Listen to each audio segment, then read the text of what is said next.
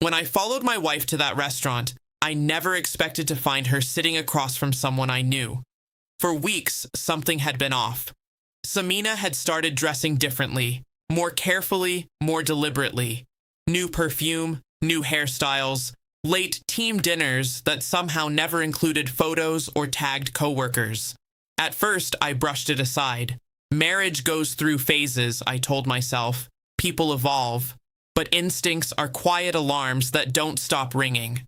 That Thursday night, she said she had a client meeting at an upscale restaurant downtown. The name caught my attention. It wasn't the kind of place her company usually entertained clients. Too intimate, too dimly lit, too romantic. I don't know what pushed me, but I followed her. I parked across the street and watched her walk in, adjusting her dress, checking her reflection in the glass door. She didn't look like someone heading to a work meeting. She looked excited, nervous, anticipating something. I waited 5 minutes before going inside. The host asked if I had a reservation. I shook my head and scanned the room casually, and then I saw her. She was smiling in a way I hadn't seen in years, leaning forward, laughing softly, her hand resting on the table near his. The man sitting across from her wasn't a stranger. It was Imran, my younger cousin, the same Imran who had stayed at our house for 3 months while looking for a job.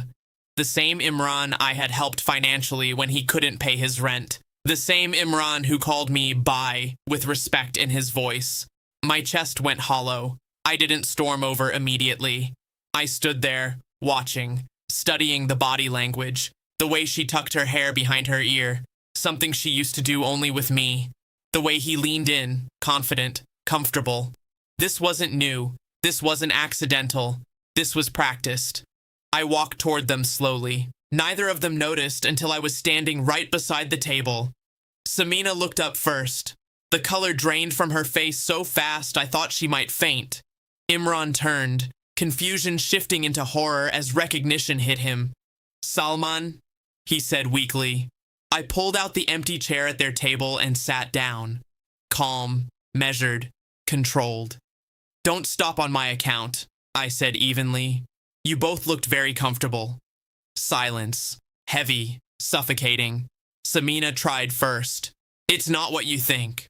I almost smiled. That sentence should be printed on betrayal starter packs. "Oh?" I asked.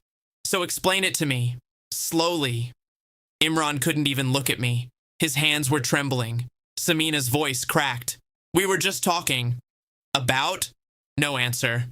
I leaned back in my chair and nodded. "How long?" More silence. That silence told me everything. It wasn't a mistake. It wasn't recent. It wasn't impulsive. I stood up. "Finish your dinner," I said calmly. "It seems important." Then I walked out. I didn't shout. I didn't throw punches. I didn't cause a scene, because the real damage would come later. That night, I packed a small bag and left for my brother's apartment. I spent the next 48 hours gathering evidence, phone backups, deleted messages recovered through cloud sync, bank transactions. They hadn't been as careful as they thought. 3 months, 3 months of secret lunches, hotel bookings, lies about overtime, and family gatherings where they both looked me in the eye. I didn't confront them again immediately. I contacted a lawyer first, quietly, efficiently. Then I informed my parents, and his. You want to know what true silence feels like? It's when a family group chat that's been active for years goes completely dead.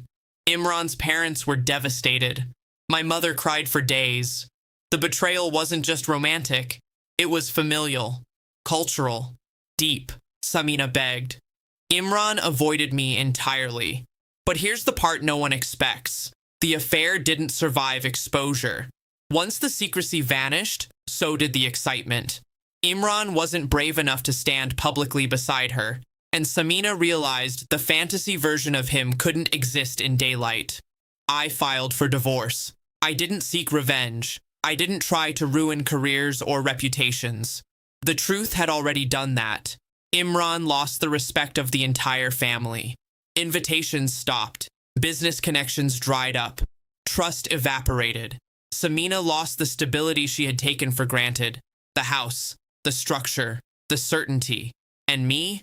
I lost a wife, but I kept my dignity. The night I followed her to that restaurant, I expected to confirm a suspicion. I didn't expect to lose a cousin and a marriage in the same hour. But sometimes seeing the truth with your own eyes is the cleanest kind of closure.